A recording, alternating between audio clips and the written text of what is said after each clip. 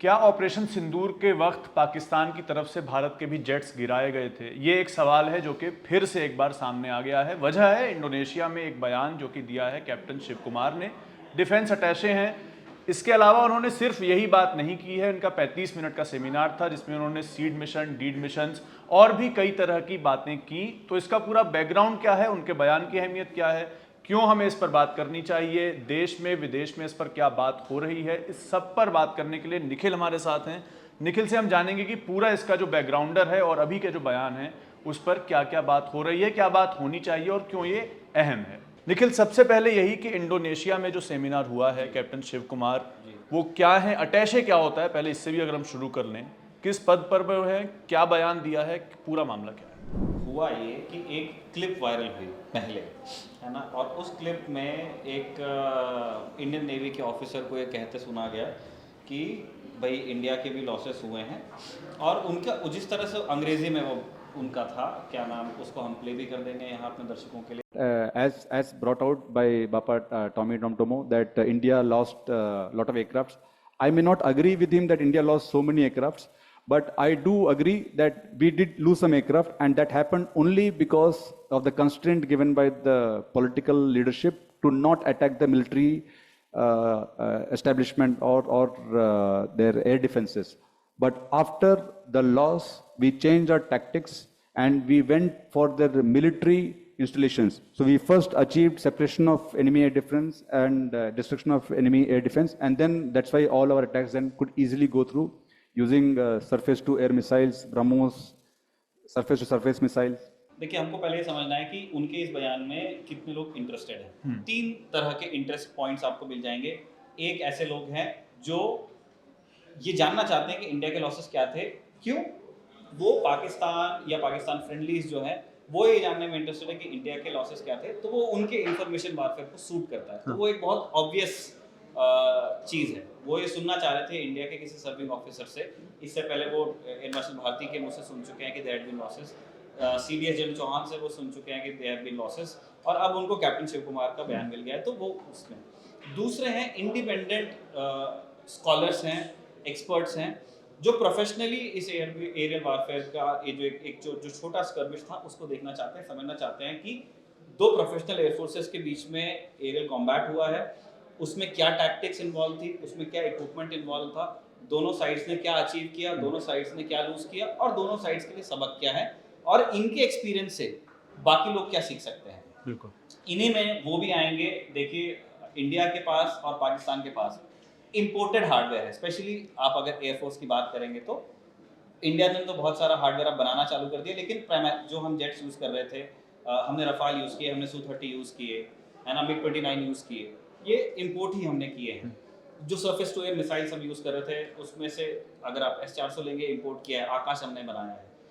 और सेम चीज़ पाकिस्तान के पास भी है। पाकिस्तान में भी चाइना से इम्पोर्ट होकर सामान गया है। तो बहुत सारे प्रोस्पेक्टिव बायर्स इस दुनिया में हैं जो जानना चाहते हैं कि ये इक्विपमेंट ठीक है, बेचने वाला अब फ्रांस तो ये कहा कि बहुत अच्छा जेट है, लेकिन जो उड़ा रहा है, जो एंड यूजर है, जब एक्चुअली ग्राउंड पर यूज हो रहा है तो कैसा काम करता है, तो कैसा काम करता है। तो इसलिए जिसको कहते हैं ना, आप गाड़ी लेने से पहले देख, अगर आपके पास जो गाड़ी है, मैं भी आपसे पूछूंगा कि अच्छा आप बलेनो चलाते हो, कैसी चल रही है, आप अच्छा बोलोगे तो शायद मैं लूंगा। ये एक है पार्टी। और तीसरी पार्टी फिर जो तीसरा इंटरेस्ट ग्रुप है वो फिर पॉलिटिशियंस का है। तो पॉलिटिशियंस की वो लगातार, जैसे इंडिया में ऑपोजिशन है तो ऑपोजिशन की एक लंबी मांग रही है, वो सरकार से ये जानना चाहते हैं कि इंडियन लॉसेस क्या थे, क्या इंडियन लॉसेस के पीछे सरकार की नीति का कोई रोल कहीं से कहीं तक के था। इस तरह के क्वेश्चंस लगातार ऑपोजिशन की तरफ से आए हैं। राहुल गांधी के स्टेटमेंट्स रहे हैं, पवन खेड़ा के स्टेटमेंट्स रहे हैं, और कांग्रेस की शिकायत रही है कि उनको उसका कोई सीधा जवाब मिल नहीं रहा है। वो सेशन की भी मांग करते हैं, वो सेशन की भी मांग कर रहे हैं। तो इसलिए जब कैप्टन शिव कुमार का स्टेटमेंट आया तो वो इंडिया में ऑपोजिशन ने भी उस पर ध्यान दिया। तो ये तीन कैटेगरीज के इंटरेस्ट की वजह से ये क्लिप पिक की गई, ये क्लिप वायरल हुई, और अब हम आगे डिस्कस कर सकते हैं कि उन्होंने क्या एग्जैक्टली कहा, उसका मतलब क्या निकलता। भारत सरकार का कहना है कि ऑपरेशन सिंदूर खत्म नहीं हुआ, लेकिन हम जानते हैं कि काइनेटिक जो एंगेजमेंट होना था वो अब हो चुका है। हम अभी तो मिसाइल्स फ्लाई नहीं कर रही। तो अभी का क्या टाइम है? ये टाइम है स्कॉलरशिप का, कि हम इससे समझे कि उससे सबक क्या है, अगर दोबारा हमें ज़रूरत पड़े इस तरह के ऑपरेशंस की, या हमारे ऊपर इस तरह का कोई ऑपरेशन करने की, भाई हमारे 2 नेबर्स ऐसे हैं जो जिनसे हमारे बॉर्डर इश्यूज अभी सेटल नहीं हुए हैं, अगर कभी वो इस तरह की गुस्ताखी करते हैं, सोचते हैं हम उससे कैसे निपटेंगे। तो इसलिए इस तरह की स्कॉलरशिप को मैं बहुत सपोर्ट करता हूँ कि डिस्कस होना चाहिए, कौन सही है कौन गलत है वो दूसरी बात है, लेकिन इस सवाल से हमको भागना नहीं चाहिए। तो जो प्रोफेशनल लोग थे उन्होंने जो बातें बोली, दे दो, दे दो, दे दो। नोट्स आ गए। हाँ। तो जो प्रोफेशनल लोग थे उन्होंने इसको पिक किया कि मतलब कैप्टन शिव कुमार ने ये चीजें कही। और फिर तीसरा जो हिस्सा है वो पॉलिटिशियंस का है। अब वो पॉलिटिशियन हमारे भी हैं, इंडिया के भी हैं, बाहर के भी हैं। इंडियन पॉलिटिक्स में आप देखिए कि उसका एक अलग टोन है कि अगर कोई बोलता है कि रफाल गिरा, है ना, तो वो ऑपोजिशन को ऑब्वियसली वो चीज़ आर्म तो करती ही है, क्योंकि जो करंट रूलिंग डिस्पेंसेशन है इनके ज़माने में वो खरीदा गया था, सिलेक्ट उन्होंने किया था, खरीदा इन्होंने, ये है। फिर उनको वो सरकार से सवाल भी पूछना चाहते हैं कि आपने कितनी तैयारी के साथ में ऑपरेशन दूर किया था, उसमें आपके लॉसेस क्या रहे। इस चीज़ को लेकर के कांग्रेस लगातार सरकार से क्वेश्चन पूछती रही है और सरकार उसका सीधा जवाब अभी तक के उन्होंने कांग्रेस को एड्रेस नहीं किया है और या ऑपोजिशन को एड्रेस नहीं किया है। और इससे पहले भी ये तो इन्होंने अभी बोला, ये था एक जानकारी ये दे दें कि 10 जून को हुआ था सेमिनार, इंडोनेशिया की यूनिवर्सिटी में हुआ था, और उसका मकसद यही था कि जो इंडिया पाकिस्तान का कॉन्टेस्ट हुआ था उसमें जो एयर स्ट्राइक्स हुए या जो स्ट्रेटजी थी उसको किस तरीके से देखा जाना चाहिए। 35 मिनट का सेमिनार में प्रेजेंटेशन कैप्टन शिव कुमार का था, उसका ये छोटा सा क्लिप जो है वो चल रहा है और पूरा उन्होंने उसमें अपना बयान दिया है। उन्होंने उसको बहुत सारी और भी बातें बोली है उसमें, और लेकिन ये पहली बार नहीं बोला गया है ये उसका। अगर जब जैसे जो पवन खेड़ा ने लिखा है, जयराम रमेश ने लिखा है, उन्होंने बात की है एयर मार्शल अवधेश भारती के बयान की और सीडीएस अनिल चौहान के बयान की कि भाई पहले भी आप बोल चुके हैं, लेकिन आधिकारिक तौर पर सरकार क्यों नहीं कर रही है, विपक्ष का कहना है। तो इससे पहले जब से शुरू हुआ था सिंदूर, ऑपरेशन सिंदूर शुरू हुआ था, तब भी हमने देखा कि 2-3 बार ऐसा हुआ, किसी ने खबर चलाई वापस ले ली। वो जो पूरा हुआ था अभी तक कितनी बार बोला जा चुका है और पूरा इसका मामला है। तो ये 3 मैंने इंटरेस्टेड पार्टीज आपको बताई कि वो क्लिप कितने लोगों ने देखी और कितने लोगों का इंटरेस्ट आया उसमें। तो उसमें ऑब्वियसली वो लोग हैं जो बाहर से जो एक वो देखना चाहते हैं कि इस स्कर्मिश में क्या हिंदुस्तान को कमतर दिखाया जा सकता है कहीं से भी, जो पाकिस्तान का इंफॉर्मेशन वॉरफेयर है। फिर कुछ जिनको मैं कहता हूँ इंडिपेंडेंट एनालिस्ट्स या स्कॉलर्स जो इसको एक स्कॉलरली पर्सपेक्टिव से देखना चाहते हैं कि क्या हुआ था। और तीसरा फिर पॉलिटिक्स है उसमें। इन 3 कारणों की वजह से कैप्टन शिव कुमार की वो क्लिप हुई वायरल। जो डिफेंस का सोशल मीडिया है, पॉलिटिक्स का है या आईडब्ल्यू का सोशल मीडिया है, वहां पे वायरल होने लगा। फिर इसके बाद ये क्वेश्चन आया कि एक इंडियन ऑफिसर ने हिंदुस्तान से बाहर ऐसा कहा क्यों। तो उसका कॉन्टेक्स्ट फिर ये सबसे जरूरी पार्ट इस वीडियो का यही है। इंडोनेशिया एक फ्रेंडली नेबर है हिंदुस्तान का, जहां पे हमारा पूरा एक फुल फ्लेजेड डिप्लोमेटिक मिशन है, हमारी एम्बेसी है, हमारे एम्बेसडर वहां पे है, और हर आपने पूछा भी था डिफेंस अटैचे क्या होता है, तो वहां पे अलग अलग तरह के अटैचेज होते हैं। अटैचे का काम क्या होता है, वो एम्बेसी को हेल्प करते हैं। जो मिनिस्ट्री ऑफ एक्सटर्नल अफेयर्स है एज सच उसका काम क्या है, वो पॉलिसी बनाती है कि इंडिया की फॉरेन पॉलिसी कैसे एक्सरसाइज की जाएगी, और इसलिए एम्बेसडर्स आपके रखे जाते हैं। अब आप ऐसे देखेंगे तो एमईए का अपना कोई काम नहीं होता है apart from carrying out policy और दुनिया को इन्फॉर्म करना कि हमारी पॉलिसी क्या है। वो एक नोडल मिनिस्ट्री की तरह जरूर काम करती है, लेकिन जैसे मान के चलिए आपका ब्राजील के साथ आपका खेती पे फॉर एग्जांपल ये हो रहा है, तो कोई एक अटैचे की जरूरत पड़ेगी, क्योंकि डिप्लोमैट तो डिप्लोमैट है, उनको एग्रीकल्चर पे गाइड कौन करेगा कि आपको क्या बात करनी है। तो इसलिए सब्जेक्ट एक्सपर्ट्स को अटैचे बना करके भेजा जाता है, वो एक एड की तरह होते हैं, वो हमारी एम्बेसी को एडवाइस करते हैं। तो डिफेंस अटैचे क्या करेंगे, किसी भी एम्बेसी में जो होंगे वो मैटर्स पर्टेनिंग टू डिफेंस उसके ऊपर एम्बेसी को एडवाइस करते हैं। सर्विंग ऑफिसर्स होते हैं, यहाँ पे नेवी से हैं, एयरफोर्स से भी एयर अटैचे होंगे तो एयरफोर्स से होंगे, है ना, और मिलिट्री अटैचे होंगे तो वो आर्मी से होंगे। इस तरह से होता है। तो इंडोनेशिया के अंदर एक स्कॉलरली पर्सपेक्टिव से इस सेमिनार को ऑर्गेनाइज किया गया। एयर पावर पे ही था, मैं अभी वहाँ देख रहा था कि वहाँ का जो कीनोट एड्रेस है, इंडोनेशिया के जो पूर्व वायुसेना प्रमुख हैं एयर चीफ मार्शल हकीम, कीनोट एड्रेस उन्होंने दिया था। और उसके बाद में फिर वहाँ से एक स्पीकर थे जिन्होंने अपना प्रेजेंटेशन दिया, जो इंडिया पाकिस्तान के बीच में जो 6 मई से एयर स्कर्मिश चालू हुई उसके ऊपर उन्होंने अपने फैक्ट्स या जो उनका एनालिसिस था उन्होंने दिया।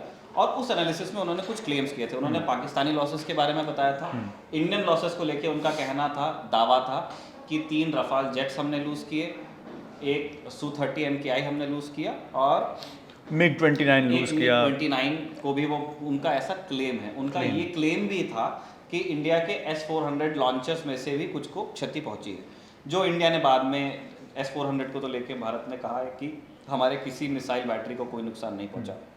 इनफैक्ट जब प्राइम मिनिस्टर गए थे आदमपुर तो उन्होंने एक S-400 के लॉन्चर को अपने पृष्ठभूमि में रख के उन्होंने एड्रेस दिया था वो। इस तरह की बातें हैं, लेकिन एयरक्राफ्ट लॉसेस को लेकर के एक फेयर डिग्री ऑफ जिसको कहते हैं ना ग्रे एरिया है। क्यों? भारत सरकार ने अपने मुंह से नहीं बोला, लेकिन 3 मिलिट्री ऑफिसर्स और इंटरेस्टिंगली तीनों सेनाओं में रह चुके लोग बोल चुके हैं। एयर मार्शल भारती ने कहा, वो एयरफोर्स, वो DGAO हैं, director general for air operations. फिर उसके बाद जनरल चौहान ने कहा, वो सेना से आते, अभी CDS है लेकिन वो आर्मी से आते हैं, और अभी कैप्टन शिव कुमार वो नेवी से। और तीनों ने ऑफिशियली कहा ना, ऑन द रिकॉर्ड बोला, ये ऐसा नहीं है ऑन कि रिकॉर्ड कहा है, ये चलते फिरते नहीं बोली हाँ, गई ये बात। सोर्सेज से आई बात नहीं है। और फिर जो इंडिपेंडेंट वॉचर्स हैं उन्होंने भी इस बात को काफी, फॉरेन प्रेस में ये बात रिपोर्ट हुई है। आप इंडिया में भी देखेंगे तो द हिंदू में विजेता सिंह की एक रिपोर्ट आई थी 7 मई के ही दिन, जिसमें उन्होंने कहा था कि 3 एयरक्राफ्ट्स इंडिया ने लूज किए हैं। उन्होंने कुछ डेब्री के पिक्चर्स भी लगाए थे, लेकिन फिर बाद में द हिंदू को वो अपनी रिपोर्ट हटानी पड़ी। उनको एक क्लैरिफिकेशन ट्विटर पे डालना पड़ा, एक्स पे, कि हमने पोस्ट डिलीट किया है क्योंकि ऑन रिकॉर्ड ऑफिशियल इन्फॉर्मेशन अभी भारत सरकार की तरफ से नहीं आई है, इसीलिए हम वो पोस्ट रिमूव भी कर रहे हैं। 7 मई को ही इंडियन एक्सप्रेस की कमलदीप सिंह बरार की बायलाइन से एक रिपोर्ट आई थी, जो आज भी, जो कि आप जाकर के पढ़ सकते हैं, 7 मई की है। इसमें बताया गया कि भटिंडा में अकाली खुर्द नाम का एक गांव है जहां पे एक अनआइडेंटिफाइड एयरक्राफ्ट गिरा है, जिसमें एक सिविलियन की डेथ हुई है और 9 लोग घायल हुए हैं। तो इसका मतलब ये है कि ठीक है, भारत सरकार ने नहीं कहा, लेकिन कुछ जेट्स क्रैश किए हैं। अनआइडेंटिफाइड बोल दीजिए जब तक सरकार नहीं कह रही, लेकिन क्रैशेस हुए हैं। और उसके बाद में भारत के जो 3 सर्विंग ऑफिसर्स हैं अभी अलग अलग पोजीशंस पे, उन्होंने भी ये चीज़ स्वीकारी है कि दे हैव बीन लॉसेस। अब वो कितने हैं, कॉम्बैट में हैं और लॉसेस होंगे। हाँ। अब हम आ जाते हैं इसके ऊपर कि कैप्टन शिव कुमार जो कह रहे हैं। अच्छा, बाय द वे, नेवी के जो कैप्टन हैं, आर्मी के कैप्टन से बहुत सीनियर ऑफिसर होते हैं। आर्मी में 2nd कमीशन रैंक होता है, नेवी में काफी कर्नल के बराबर, कर्नल के बराबर होते हैं। So is a very senior officer, और इसीलिए भी वो एनालिसिस के तौर पे अपनी चीज़ें बता रहे हैं। उन्होंने 2 चीज़ें कही। उन्होंने ये कहा कि यस, कुछ लॉसेस हैं, लेकिन जितना मेरे से पिछले स्पीकर ने कहा उतने लॉसेस नहीं। दूसरा, उन्होंने उन लॉसेस का कारण भी इस्टेब्लिश किया।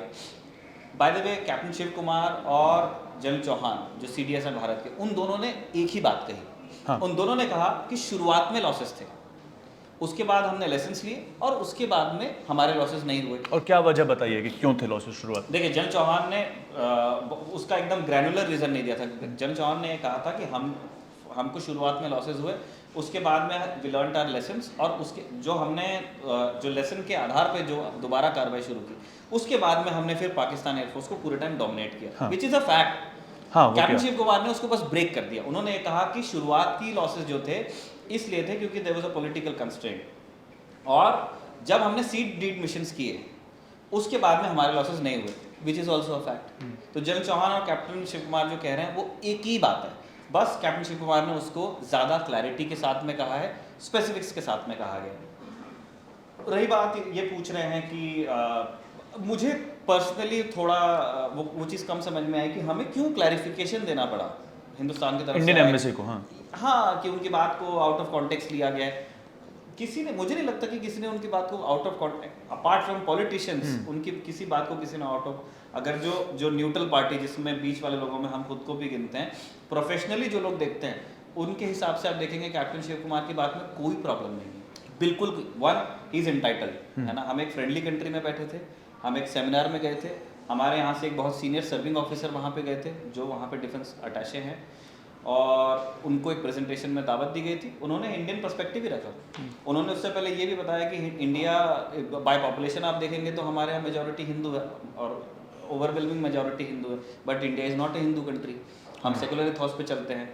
पाकिस्तान का जो अटैक था वो किस तरह से इसी सेकुलर इथॉस को हिट करने की उसकी मंशा थी, जो इससे पहले हमारे जो फॉरेन सेक्रेटरी विक्रम मिस्री भी कह चुके हैं। उन्होंने बहुत एक सिंगुलर पॉइंट को वो रिस्पॉन्ड कर रहे थे, और वहीं पे ये बात आई थी कि देयर वर लॉसेस। तो मेरे हिसाब से मुझे नहीं लगता कि हमें बिल्कुल डिफेंसिव होने की ज़रूरत है, जो कैप्टन शिव कुमार कह रहे हैं उस पर। अब आखिरी में 2 चीज़ें ये हैं कि भारत सरकार क्यों नहीं बता रही है? अगर हम जो विपक्षी पार्टियों ने कहा है कि आप खुले तौर पर बता क्यों नहीं रहे हैं कि लॉस हमें कितना हुआ है, अगर हुआ है तो, या नहीं हुआ है तो अब सीधे कह दीजिए नहीं हुआ है। लेकिन अभी तक कोई इतने, जैसे हमने पाकिस्तान का बताया कि हमने उनके ये जेट्स को मार गिराया था, या हमने 9 ठिकानों पर हमला किया था, हमारे कितने ठिकानों पर हमला हुआ है या हमारे कितने जेट्स गिरे हैं, इस पर भारत सरकार कोई सीधा पुख्ता जानकारी 5 मिनट की 10 मिनट की वो क्यों नहीं आ रही, और क्यों आनी चाहिए, क्यों नहीं आ रही, वो तो ऑब्वियसली दोनों चीज़ों को हम जवाब दे सकते हैं। मैं थोड़ा सा टाइम लेके, लेकिन C.D मिशंस के बारे में बताना चाहता हूँ जो कैप्टन शिव कुमार कह रहे जिन्होंने बात की है। हाँ, हैं, और तभी हमको समझ में आएगा कि जो पॉलिटिकल कंस्ट्रेंट की बात कर रहे हैं वो एग्जैक्टली क्या था। मॉडर्न एयर वॉरफेयर में ये है कि आपके पास अगर एक प्रोफेशनल एयरफोर्स है तो आपके एडवर्सरी के पास भी एक एयरफोर्स है।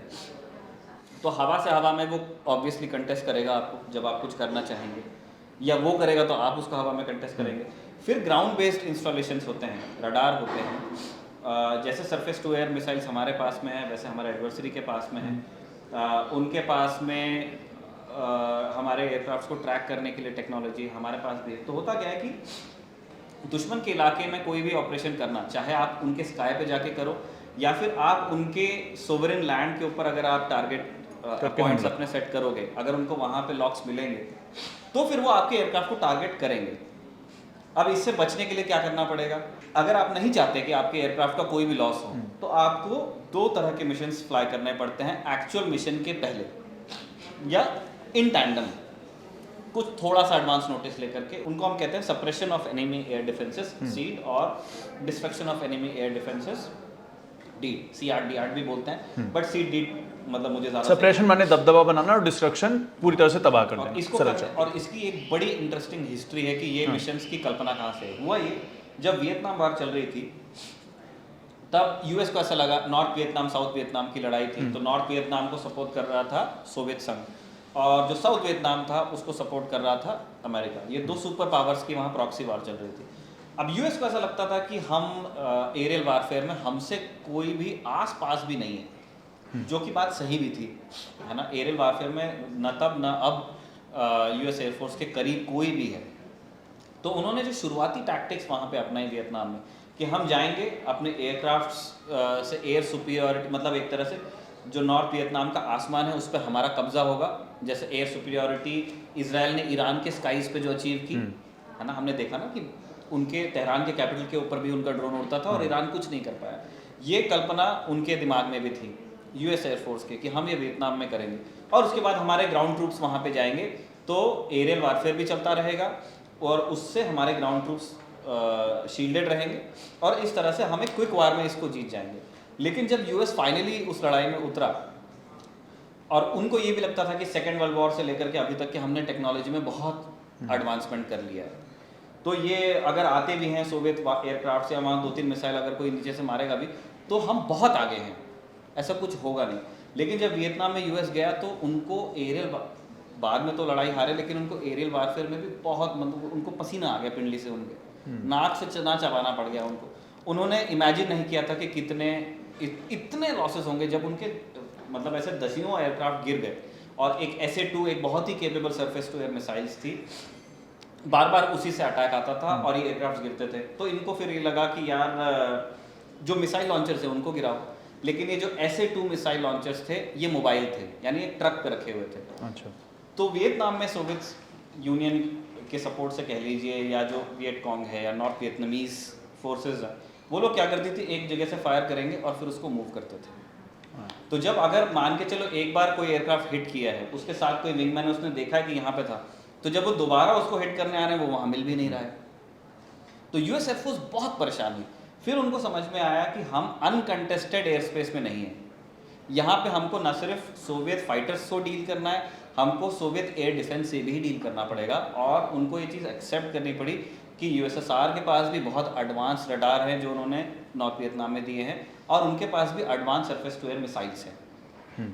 इसलिए तो अब करना क्या पड़ेगा, तो इस तब कल्पना की यूएस एयरफोर्स ने इन 2 मिशंस की, जिनको हम आज कहते हैं सीड और डीड। तो ऐसे ये 2 सीड और डीड मिशंस आए और तब उन्होंने क्या किया था, उन्होंने एक स्पेशल टुकड़ी बनाई अपनी एयरफोर्स में जिसको कहा जाता था वाइल्ड वीजल्स। अब वीजल क्या होता है, एक वीजल देखने में आपको बड़ा प्यारा जानवर लगेगा, बड़ा फरी सा होता है, लेकिन वो एक बहुत अच्छा प्रेडेटर भी होता है। अच्छा। तो वहाँ से उन्होंने नाम लिया। तो क्या करते थे, 2 एयरक्राफ्ट उड़ाते थे पेयर्स में। एक एयरक्राफ्ट जानबूझ के वहाँ जाएगा जहाँ पे इनकी मिसाइल्स होने का उनको अंदेशा है, सरफेस टू एयर मिसाइल्स या उनके रडार इंस्टॉलेशंस हैं, और वो एक बेट की तरह एक चारे का काम करेगा और वो मिसाइल फिर करेगी फायर। तो वो एक बहुत ही शार्प इंस्टिंक्ट वाले पायलट को, बहुत ट्रेन पायलट को भेजते थे जो जानबूझ के अपने ऊपर एक हिट लेगा या लॉन्च, और जब वो लॉन्चेस होंगे तब वो हिल के और उसके बाद अटैक करेगा। जब वो लॉन्च होगा तो जो बडी आ रहा है उसके साथ में जो दूसरा एयरक्राफ्ट है वो आइडेंटिफाई करेगा कि यहाँ ये रेडार इंस्टॉलेशन है और या यहाँ पे ये लॉन्चर है, और वो उसको हिट करते थे। तो उस टाइम पे ये बहुत रिस्की मिशन हुआ करते थे। आज भी मतलब आज हम 50 साल आगे आ गए वियतनाम से, आज भी दुनिया के एरियल वारफेयर में सबसे रिस्की मिशंस में सीड और डीड मिशंस आते हैं। तो आज मॉडर्न तरीके से काम होता है। आज जब सीड मिशंस होते हैं, suppression of enemy air defence होता है, तो उसके लिए ऐसे एयरक्राफ्ट यूज़ किए जाते हैं जिसमें इलेक्ट्रॉनिक वॉरफेयर सूट्स लगे होते हैं। तो इलेक्ट्रॉनिक वॉरफेयर सूट क्या करेगा, हमारे यहाँ जो हमने रफाल लिया है उसके अंदर हमने इलेक्ट्रॉनिक वॉरफेयर के लिए कुछ एयरक्राफ्ट को कस्टमाइज़ करके मंगवाया है। इससे पहले जो हम Su-30 उड़ाते हैं वहाँ पे हमारे पास कुछ इक्विपमेंट है इलेक्ट्रॉनिक वॉरफेयर के लिए। तो वो जैसी जैसी जनरेशन है उतना अच्छा इलेक्ट्रॉनिक वॉरफेयर का भी किट उसमें लगा हुआ है। तो ये हम क्या करते हैं, जाने के पहले ये EW सूट वाले एयरक्राफ्ट वहाँ पे जाएंगे और वहाँ जो उनके रडार्स हैं या जो उनके लॉन्चर्स हैं, जितना इक्विपमेंट वो यूज़ कर रहे हैं हमारी एयरफोर्स को टारगेट करने के लिए, हम उनको करेंगे जैम। अच्छा। इलेक्ट्रॉनिकली जैम करेंगे, उनका पता लगाने की कोशिश करेंगे कि उनकी लोकेशंस क्या है, उनके सिग्नल्स को रीड करने की कोशिश करेंगे। और फिर उसके बाद में जो डीड मिशंस होते हैं, destruction of enemy air defence, उस एयरक्राफ्ट के अंदर एंटी रेडिएशन मिसाइल लगा होता है। एंटी रेडिएशन मिसाइल हिंदुस्तान में रुद्रम नाम से भी बन रही है और हमने इससे पहले बाहर से हम खरीद के हम यूज़ करते हैं। एंटी रेडिएशन मिसाइल क्या करती है, रडार एक रेडिएशन ही तो इमिट कर रहा है, इलेक्ट्रोमैग्नेटिक वेव इमिट कर रहा है। ये मिसाइल ट्रेंड होती है उस रेडिएशन को पकड़ के फॉलो करने के लिए। तो जैसे रडार नीचे से आप रेडिएशन इमिट कर रहा है, इलेक्ट्रोमैग्नेटिक वेव, ये मिसाइल हमने ऐसी चलाई है कि वो उस वेव को ही पकड़ आती है। अच्छा, जो काम रडार को करना है हम उसी को ब्रीच कर रहे हैं और फिर उसी पर हमला कर रहे हैं। हाँ, हम पहले उस रडार को जैम करने की कोशिश करेंगे, सप्रेस करेंगे ताकि हमारे एयरक्राफ्ट होंगे, और जब हमारे पास में एक लॉक हमको मिल गया कि ये रडार्स यहाँ पे लगे हुए हैं, इनके लॉन्चर्स यहाँ पे है, तो जो दूसरे और एयरक्राफ्ट आ रहे हैं तो उससे हम एंटी रेडिएशन म्यूनिशन हम यूज़ करेंगे, उनको डिस्ट्रॉय कर देंगे। तो उनका एयर डिफेंस पहले सप्रेस हुआ हमारे एनिमी का, उसके बाद वो डिस्ट्रॉय हुआ, उसके बाद आप फिर डॉग फाइट बचा है। फिर वो आपके पायलट की जो एयर टू एयर स्किल है या जो एयर टू एयर आपके म्यूनिशंस है, वो उनके लिए मतलब इज़ रिलेटिवली ईजी। हवा में लड़ना पायलट्स को बहुत अच्छे से आता है, तो वो उसको डील कर लेंगे। इस तरह से मॉडर्न एरियल वारफेयर होता है। बट अगर हिंदुस्तान ने इसी तरह से 6 तारीख को अपने मिशन को प्लान किया होता, आई एम श्योर एयरफोर्स ने सजेस्ट किया होगा। एयरफोर्स ने, मुझे नहीं लगता कि एक ही चीज़ उनको बताई होगी, एयरफोर्स ने दसियों उनको सिनेरियो दिए होंगे कि ऐसे करेंगे तो ये हो सकता है, वैसे करेंगे तो ये हो सकता है, और उसके बाद में सरकार एक नतीजे पे पहुंची है और उस नतीजे को हमको समझना पड़ेगा कि उन्होंने क्यों कहा होगा। अगर हम सीड और डीड मिशन उड़ाते, हमको पाकिस्तान के मिलिट्री इंस्टॉलेशंस को टारगेट करना पड़ता। उसमें पाकिस्तान के वो मिलिट्री इंस्टॉलेशंस होते, वो रडार्स और लॉन्चर्स होते जिनके बारे में हम पहले से जानते हैं। जो हमारी जो टेक्निकल इंटेलिजेंस है एयरफोर्स की बोल दीजिए, या जो सैटेलाइट इंटेलिजेंस हमारे पास में ऑलरेडी है कि यहाँ पाकिस्तान ये 2 चीज़ रखता है। हाँ। हम उनको टारगेट करते। जो हमारे अटैक के टाइम पे जो रडार्स एक्टिव होते, ये ऊपर उड़ता हुआ जा रहा है इलेक्ट्रॉनिक वॉरफेयर सूट लगा करके, जो पकड़ में आएगा हमको उनको टारगेट करना पड़ता। तो पाकिस्तान को डे 1 को ये कहने को मिल जाता कि ये हम पे एक मिलिट्री अटैक है। हाँ। और इंडिया का ये कहना था कि हम मिलिट्री टारगेट्स को हिट करने की हमारी इच्छा है ही नहीं।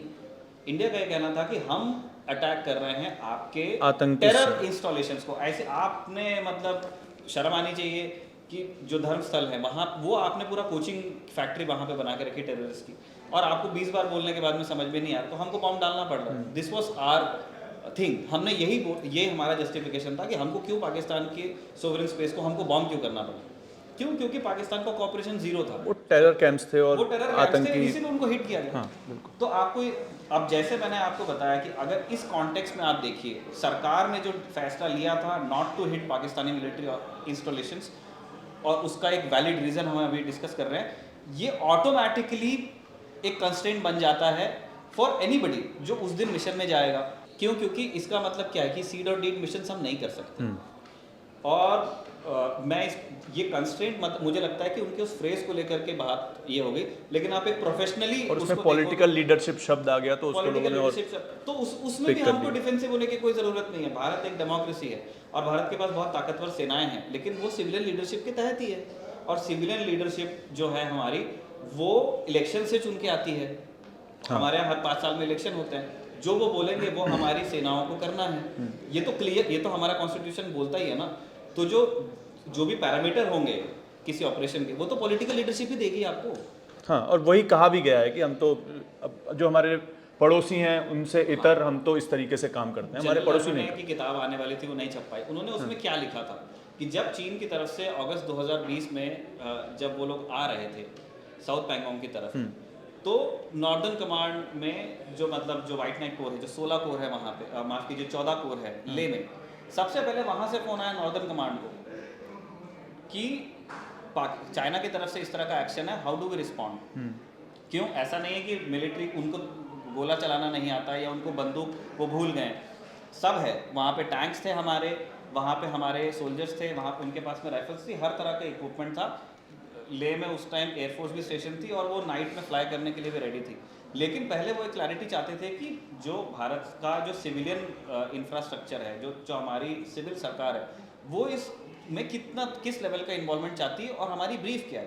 तो ले से फ़ोन गया उधमपुर, जहाँ पे नॉर्दर्न कमांड है। उधमपुर से फ़ोन आया यहाँ दिल्ली में, जहाँ पे आर्मी हेडक्वार्टर है। और यहाँ पे जनरल नरवणे ने फिर अपने बॉस को, यानी कि जो डिफेंस मिनिस्टर है राजनाथ सिंह, उनको कॉल किया। राजनाथ सिंह ने बाकी सबको साथ में लिया, डिफेंस मिनिस्टर को लिया, एनएसए को लिया, प्राइम मिनिस्टर को रात को डिस्टर्ब किया गया। और सबसे बात होने के बाद में जो रक्षा मंत्री है राजनाथ सिंह, उन्होंने फिर कॉल किया और जनरल नरवणे को कहा कि जो आप उचित समझिए वो कीजिए। This is a military situation, आपको जो ठीक लगता है। इसका मतलब जो फ्री हैंड तब दिया गया था, वो भी पॉलिटिकल लीडरशिप नहीं दिया था ना। अगर राजनाथ सिंह कह रहे हैं तो उसकी भी जो पैरामीटर्स हैं, या पैरामीटर्स का होना या उनका एब्सेंस है, वो सिविलियन लीडरशिप से ही आएगा। और फिर उसको मैदान पे एग्जीक्यूट करना जनरल नरवणे का काम है, या जनरल जोशी का काम है, या जो हमारे नीचे कॉम्बैट बटालियंस में कर्नल्स हैं, उनके नीचे कैप्टन्स हैं, उनके नीचे सोल्जर्स हैं, एग्जीक्यूट करना उनका काम है। तो जो पॉलिटिकल लीडरशिप और कंस्ट्रेंट, मुझे नहीं लगता कि इन दोनों शब्दों में कैप्टन शिवकुमार ने कोई भी बात गलत कही या उनकी किसी भी बात का गलत मतलब निकालने की आवश्यकता है। बस आखिरी में यही कि सरकार को क्या ये बताना चाहिए कि लॉस कितना हुआ है हमारा, और अगर हाँ तो क्यों, नहीं तो क्यों नहीं। बस दोनों चीज़ों का जवाब मैं देता हूँ आपको। देखिए, सरकार का ऑकवर्डनेस समझना बहुत ईजी है। वन, वो शायद उस टाइम इसलिए नहीं बोलना चाहते होंगे जब ये ऑपरेशन चल रहा था। उसका कारण ये हो सकता है कि वो एक डेवलपिंग सिचुएशन थी। तो शायद सरकार ने ये सोचा होगा कि एक बार जब ये सिचुएशन स्टेबलाइज होगी उसके बाद में विल इन्फॉर्म, है ना। और फॉग ऑफ वार भी होता है कि आप उन पे अटैक कर रहे हो, वो आप पे अटैक कर रहे हैं, कोई मिसाइल कहीं गिर रही है, कोई ड्रोन कहीं गिर रहा है, उनके भी एयरक्राफ्ट गिरे हैं। इंडियन एयरफोर्स ने जो इन्फॉर्मेशन पर सोर्सेज जो बाहर आई है, हमारे S-400 ने उनके एवैक्स को हिट किया है डीप इनसाइड पाकिस्तान, बिल्कुल उनके एयर स्पेस में, उधर उनके वेस्टर्न बॉर्डर के पास उनके जेट्स को टारगेट किया है। जो लैंड पे हमने जो हमने एयर टू सरफेस मिसाइल्स जो ब्रोमोस वगैरह हमने लॉन्च किए हैं, उससे उनका C-130 वहाँ खड़ा वहाँ पे क्रैश वो डिस्ट्रॉय हुआ है। पाकिस्तानी एयरफोर्स को भी लॉसेस हुए हैं, लेकिन इन सबको टैबुलेट करने के लिए कुछ टाइम चाहिए। अभी तक के उन्होंने क्यों नहीं बोला है, इसका जो सही कारण है वो तो सरकार ही जानती होगी। मैं स्पेकुलेट कर सकता हूँ, यहाँ से गेस कर सकता हूँ।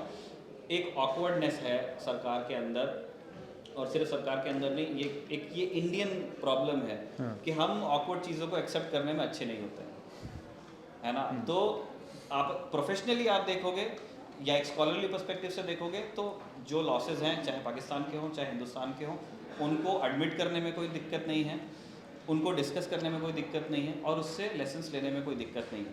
कोई ये डिमांड नहीं कर रहा है कि इंडियन एयरफोर्स पूरा इक्विपमेंट डिस्कस करे, है ना, कि इस स्क्वाड्रन का था, ये एयरक्राफ्ट था, इस स्थिति में गिरा। ये तो भाई उनकी जो, आई एम श्योर अगर एयरक्राफ्ट गिरे हैं तो उसकी कोर्ट ऑफ इंक्वायरी बिल्कुल हुई होगी, और एयरफोर्स बहुत ही, जिसको कहते हैं ना, बहुत ही शार्प आई के साथ में उसको स्टडी करने वाली है, क्योंकि एयरफोर्स चाहेगी ये दोबारा ना हो।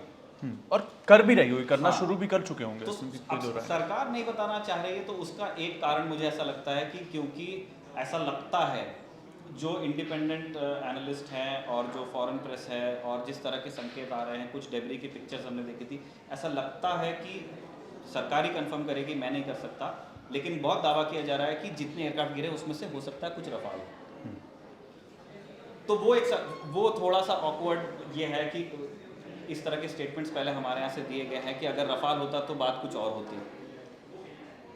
जब पुलवामा हो रहा था, जब पुलवामा के बाद में हमने रिस्पॉन्ड किया था, इस बार रफाल था और उसके बाद में भी वी हैड लॉसेस, तो उनको लगता है कि ये बात यूज़ कर ली जाएगी हमारे खिलाफ। मुझे ऐसा लगता है ये कारण मेरे हिसाब से हो सकता है। अदरवाइज मैं नहीं मानता कि 2 या 3 जेट्स अगर गिरे हैं, इंडियन एयरफोर्स का साइज बहुत दुनिया की सबसे बड़ी एयरफोर्सेस में से है, 2-3 अगर जेट्स गिरे हैं, वो हमारा ट्रूप मोराल कम होगा उससे, ना हम ये सोच लेंगे कि अच्छा एयरक्राफ्ट अगर गिर रहे हैं तो हम दोबारा मिशंस पे नहीं जाएंगे। रादर जब एक्सीडेंट्स होते हैं वो तो ये एक बहुत अच्छी चीज़ है कि आपको बात देना चाहिए, DGAO जो है एयर मार्शल भारती, उन्होंने कहा था कि हमारे सारे पायलट सेफ हैं। इसका मतलब जो जिसको सबसे ज़्यादा वैल्यू जिस एसेट की थी एयरफोर्स में, ह्यूमन लाइफ, क्योंकि एयरक्राफ्ट हम नया ले लेंगे, ले ही रहे होंगे, सरकार बिल्कुल इस बात पे विचार कर रही होगी, लेकिन जो पायलट जितना ट्रेन होकर के वहाँ तक के पहुँचा उसको आप खरीद नहीं सकते। आज एक नया लड़का भर्ती करके आप उसको 3 साल में वैसा पायलट नहीं बना सकते। तो जो हमारा सबसे प्राइस पोजीशन था, जो हमारी सबसे वैल्यूएबल चीज़ थी, जो हमारे ट्रेन पायलट्स थे, दे आर सेफ। अब कुछ इक्विपमेंट उसमें गिरा है तो इससे कोई डिमोरलाइज नहीं हो जाएगा। मुझको लगता है कि हमको उस ऑकवर्डनेस से बाहर आना चाहिए, और एज प्रोफेशनल्स आप दुनिया भर में देखेंगे जितनी भी मॉडर्न डेमोक्रेसीज हैं, उनके यहाँ जब एक्सीडेंट्स होते हैं या एरियल एंगेजमेंट्स होते हैं, उसके बाद में जो लॉसेस होते हैं उस पर भरपूर स्कॉलरशिप होती है और उस स्कॉलरशिप को सेलिब्रेट किया जाता है, वो सीखते हैं। जो मैं आपको ये वीजल्स वाली बात बता रहा था, जो वियतनाम में यूएस एयरफोर्स का एक्सपीरियंस रहा, उसने यूएस एयरफोर्स को कंपेल किया इनटू एडमिटिंग कि हमको अपनी टैक्टिक्स चेंज करने की ज़रूरत है। यूएस एयरफोर्स को लगता था कि हमारे पास इतने अच्छे जेट हैं और इतनी लंबी दूरी जाने वाली मिसाइल है, हमको कभी air to air dog fight में इन्वॉल्व नहीं होना पड़ेगा, हमको कभी एनिमी एयर डिफेंस की परवाह करने की ज़रूरत नहीं पड़ेगी, स्पेशली ये नॉर्थ वियतनाम के तरह के टारगेट में। उन्होंने वो गलती की, उससे सीखा। उसके बाद से यूएस एयरफोर्स ने क्या किया, सीड डीड मिशंस की कल्पना की, उनको रन किया। आज यूएस एयरफोर्स के जो पायलट्स हैं जो सीड डीड मिशंस उड़ाते हैं, उनको 200 फ्लाइंग आवर्स की ट्रेनिंग सिर्फ सीड डीड मिशंस की दी जाती है 1 साल में। पायलट तो वो है ही, वो फाइटर पायलट है ही, सिर्फ इस स्पेसिफिक मिशन के लिए 200 घंटे की उड़ान पर ईयर उनको दी जाती, मतलब वो इतनी तैयारी करते हैं। वियतनाम के बाद से जितनी जगह यूएस ने हवा के रास्ते इंटरवीन किया, चाहे वो गल्फ वॉर हो, उस टाइम बुश सीनियर के टाइम, बुश जूनियर के टाइम पे गल्फ जब इराक पे इन्वेजन हुआ, इराक के पास में एक प्रोफेशनल एयरफोर्स थी। जो सीरिया में जो मिशंस उड़ाए गए जब असद के खिलाफ में या आईसिस के टाइम पे जो हुआ, हर जगह उन्होंने सीड डीड मिशंस उड़ाए और अपने एयरक्राफ्ट्स को, अपने पायलट्स को सेफ रखा और अपने ऑब्जेक्टिव्स को अचीव किया। ईरान में उनको नहीं करना पड़ा, क्यों? क्योंकि इजराइल ने पहले जाके सीड और डीड मिशंस किए थे, इसलिए उनका वो B2 बॉम्बर जाकर के वो सारी चीज़ें करके आ गया। तो ये जिस भी तरह के फेलियर्स होते हैं उससे वो एक गोल्ड माइन होता है, एक अपॉर्चुनिटी होती है to learn and train for future. तो और बाय द वे ऐसा नहीं है कि सिर्फ बाहर होता है, इंडिया में इंडियन एयरफोर्स के भी थिंक टैंक्स हैं, बिल्कुल, जिनका यही काम है। जैसे क्लॉज है आर्मी का, तो उनका यही काम है, वो लैंड वारफेयर के ऊपर काम करते हैं। इस तरह से नेवल वारफेयर के, एयर वारफेयर के थिंक टैंक्स इंडिया में भी हैं। मुझे अच्छा लगेगा कि इंडिया के थिंक टैंक्स में डिस्कस हो। चलिए, तो ये जो इंडोनेशिया से एक बयान आया, उसके बाद जितनी भी बातचीत हुई है वो हमने आपको बताई। अलग अलग चीज़ें, सीड मिशन, डीड मिशन, और उसके अलावा जो इसका पूरा बैकग्राउंड है, वो सिर्फ एक 45 सेकंड का बयान उनका नहीं है, उसके अलावा कई सारी बातें थी, वो निखिल ने बखूबी आपको समझा दी हैं। आपको ये वीडियो कैसा लगा उनको ज़रूर बताइए, और बाकी तमाम खबरों के लिए देखते रहिए खबरगांव। शुक्रिया।